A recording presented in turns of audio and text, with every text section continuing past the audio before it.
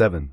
That's the number of times Delilah Thornfield turned my late wife's garden gnomes into gravel, and this morning, at exactly 5:00 a.m., I watched her do it again from my bedroom window, like I was trapped in some low-budget horror movie set in a perfectly beige suburb, except the monster was wearing designer flats and swinging a golf club like she was trying out for the PGA of Petty.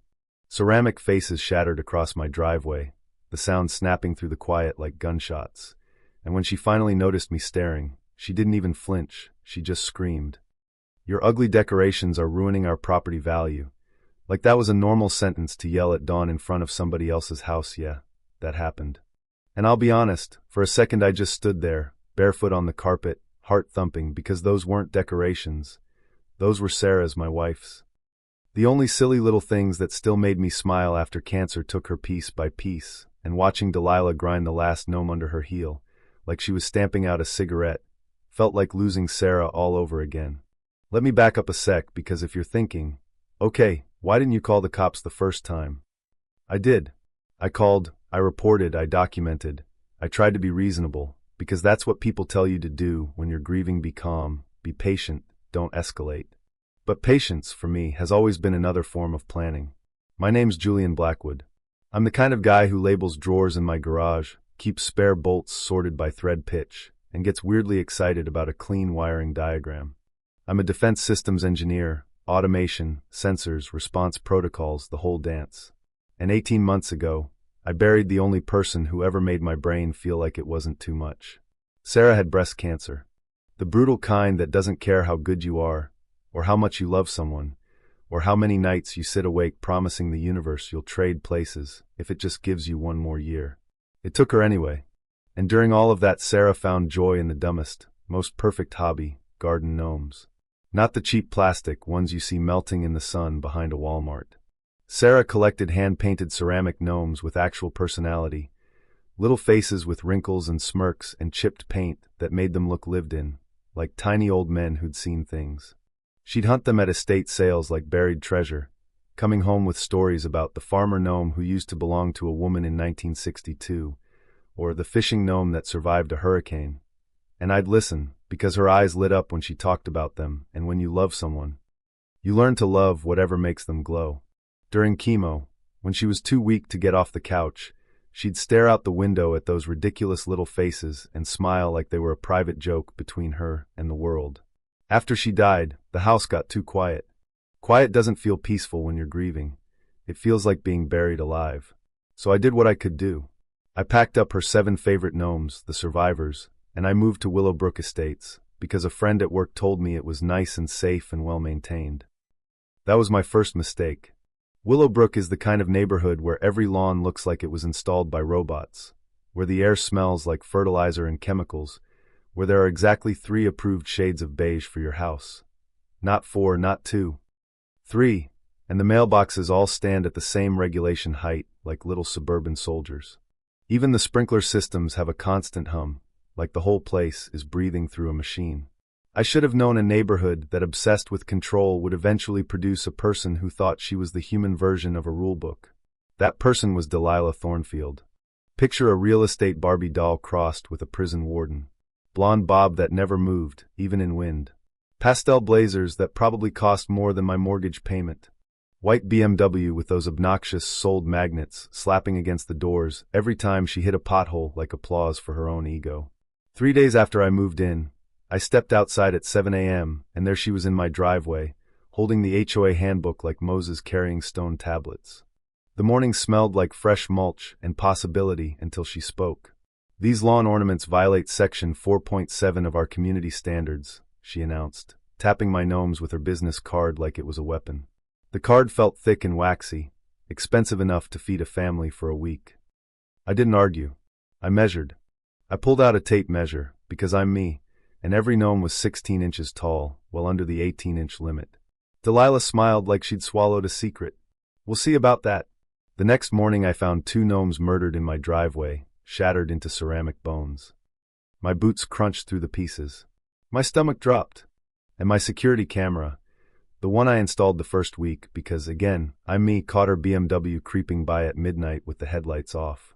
The camera angle didn't show her face, but it caught her license plate like a confession. When I confronted her, she gasped like I'd accused her of kidnapping. "Oh, Julian, it was probably teenagers. You know how destructive kids can be, right? Teenagers. With golf clubs. Who hated ceramic lawn art." Sure. That's when I understood what this was. It wasn't property values. It wasn't community standards. It was control. Delilah had looked at me, quiet widower, new guy alone, and decided I was an easy target she could bend until I fit her perfect beige vision. Over the next 6 months, she made it into a routine. I'd replace a gnome, and then one would mysteriously disappear. A landscaping crew would claim they accidentally ran one over. A storm would hit, and my gnomes would be found scattered like ceramic confetti. Always only mine, never anyone else's. Every time felt like a little replay of Sarah's death, the same helplessness, the same anger, the same ache that sits in your chest and refuses to move out. Here's what Delilah never bothered to research about her target: I design systems that detect threats and respond accordingly. I don't just feel grief, I study patterns. I log data. I look for vulnerabilities. After that 7th attack, the brutal 5 a.m. massacre, something in me went from sad to focused. Like a switch flipping. I was done reacting. I was going to end this. 3 days later, Delilah made her first strategic mistake. She got cocky. A certified letter arrived while I was installing upgraded cameras, more angles, higher resolution, redundant storage, because when you've had someone destroy evidence-worthy property 7 times, you don't skimp on memory cards. The envelope was thick and official-looking with her real estate logo embossed in gold, like a threat wearing jewelry. Final notice of HOA violation. It claimed my gnomes now violated a newly clarified interpretation of Section 4.7 about fantasy-themed decorative elements that may disturb neighborhood children. Fantasy-themed. Like my front yard had turned into a dragon sanctuary. The letter demanded compliance within 72 hours and slapped on $50 a day fines, and here's the part that made my engineer brain start humming. It was dated 3 days earlier. She was trying to backdate fines before I even saw the notice. So I scanned it, and the PDF metadata told me it was created at 11:47 p.m. the night she destroyed the gnomes. Premeditation. Beautiful, stupid premeditation. The next morning I went to the county courthouse and spent 3 hours digging through HOA records under buzzing fluorescent lights. Old paper, dust, and bureaucracy, the smell of people pretending rules are morality. And sure enough, every legitimate HOA rule change for the last 5 years followed a trail. 30-day notice, board discussion with minutes, recorded vote, signatures. Delilah's clarified interpretation had none of that. She made it up. Then I cross-referenced her online listings, and I almost laughed out loud in the courthouse because this woman had marketed homes with phrases like charming garden decor and whimsical outdoor accents. One listing from last month literally bragged about a delightful gnome collection that conveyed with the property. Hypocrisy, so thick you could cut it with a chainsaw. I printed everything, 37 pages, and emailed the entire HOA board. Then I went shopping, not for revenge, for leverage.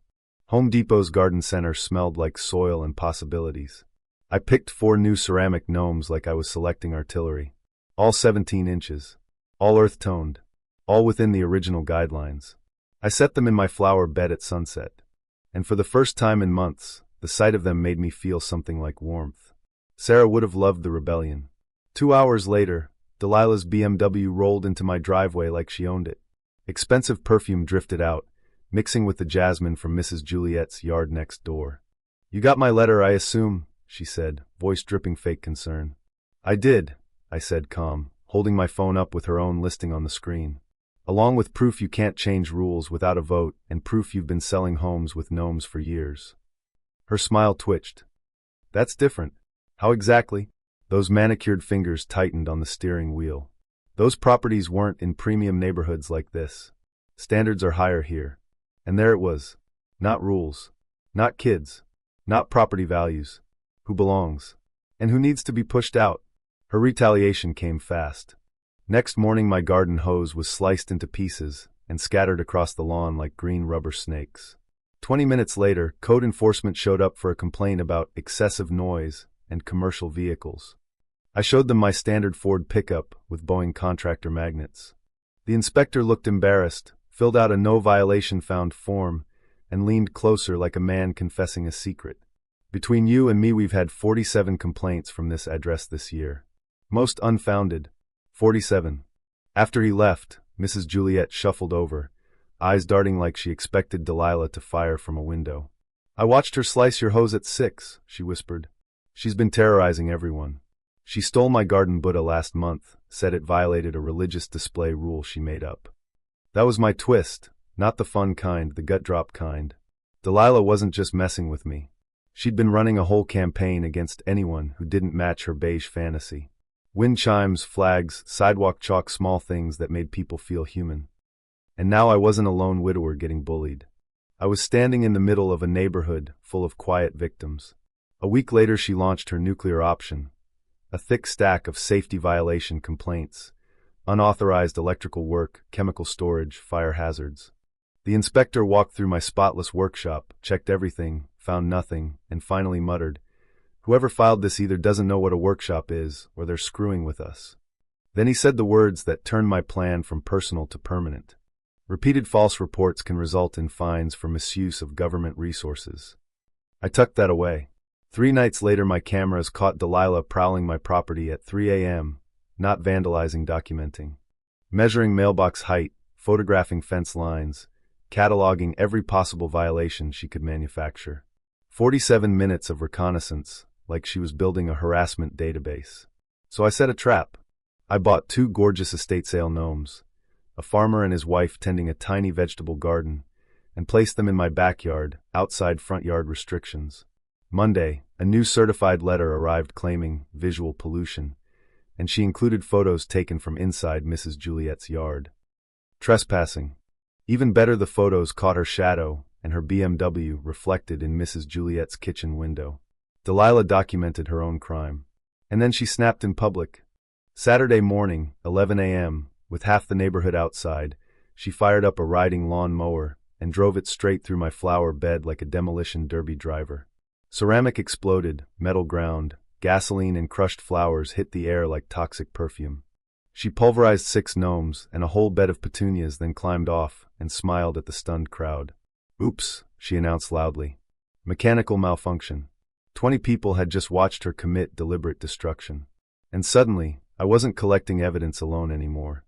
Within an hour I had signed witness statements from 6 neighbors, including Bob Martinez, an Army vet with the kind of calm stare that says he has seen real chaos and isn't impressed by suburban theatrics.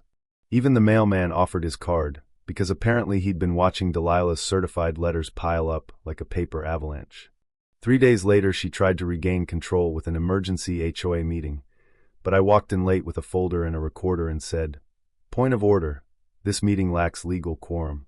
Her face drained. The meeting imploded. One board member actually grew a spine and suggested postponing.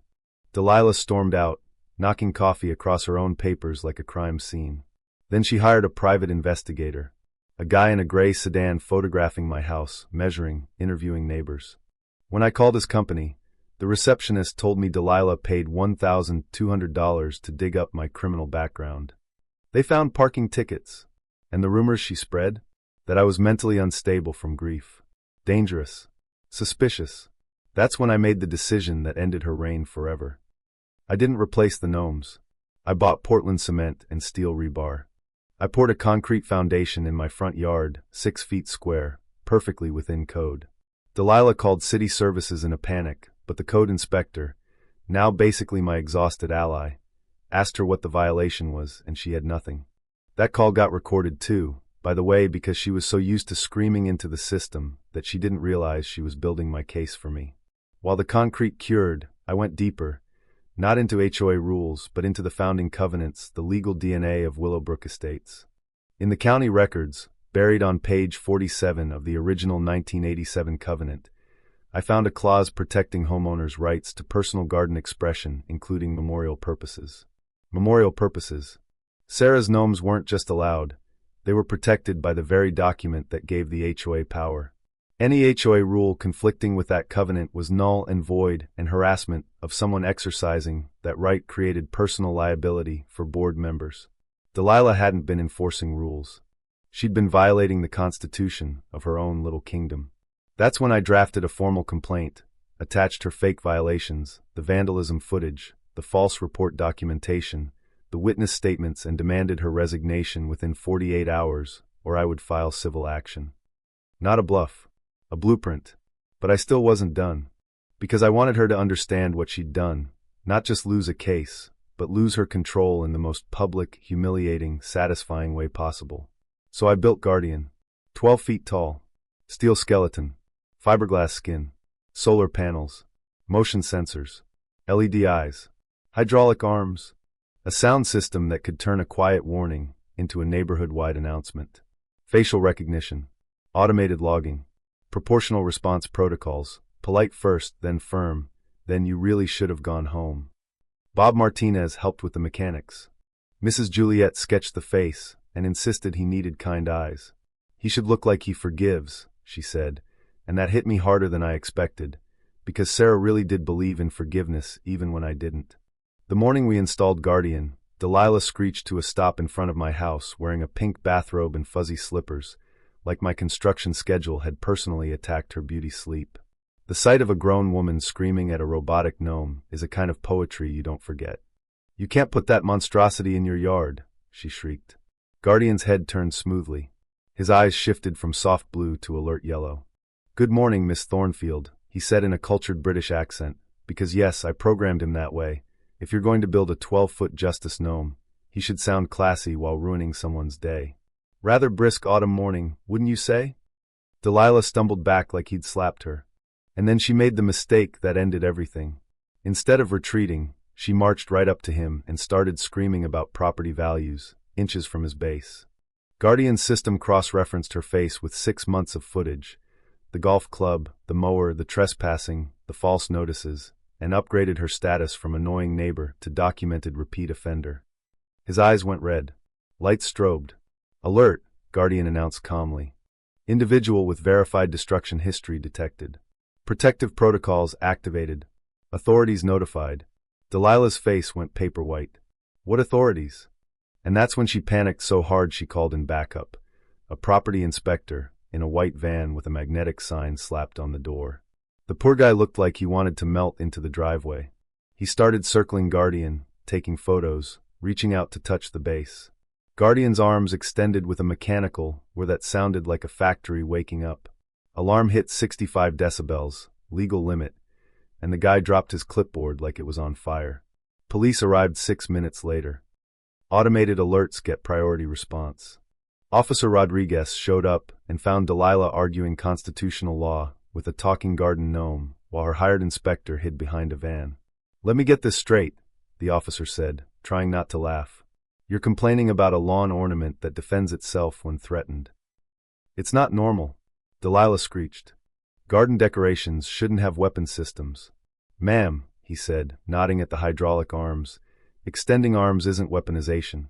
My kids' toys do more than that." After that humiliation, she tried social media. Facebook groups. Robotic neighborhood terrorism. Photos of Guardian like he was an invading army. And the internet did what the internet always does. It chose the funniest, most righteous side. Robotics enthusiasts loved him. Grief counselors called him a beautiful tribute. Civil rights advocates tore Delilah apart in the comments. Even her own real estate colleagues chimed in like, "Isn't this the agent who's been harassing that widower? Girl, you picked the wrong fight." Guardian Gnome started trending locally. People drove by to see him. Kids waved. Mrs. Juliet brought fresh flowers and Guardian thanked her by name. Bob programmed jokes into his database, so now this 12-foot memorial occasionally tells dry one-liners about sprinkler schedules. Delilah, desperate, escalated into forgery. Fake condemnation notices zip-tied to Guardian at 4:17 a.m. with pixelated city seals printed on home inkjet paper. My cameras recorded her muttering to herself while installing her own evidence. When I called the real building department, the inspector laughed so hard I had to hold the phone away from my ear. "We don't condemn memorial installations with zip ties," he said. Then he asked if I wanted to press charges for impersonating a government official. And that's the thing, by the time Delilah filed her little small claims lawsuit for intentional infliction of emotional distress, she didn't realize she was walking into a courtroom with a 6-month paper trail of her own crimes. Saturday morning in court, she sat there in an expensive blazer, acting like the victim. Judge Patricia Hendricks, steel gray hair, no-nonsense eyes, called the case with open skepticism. Thornfield versus Blackwood complaint regarding a robotic garden gnome. Delilah launched into her speech about weaponized grief. And when it was my turn, I didn't raise my voice.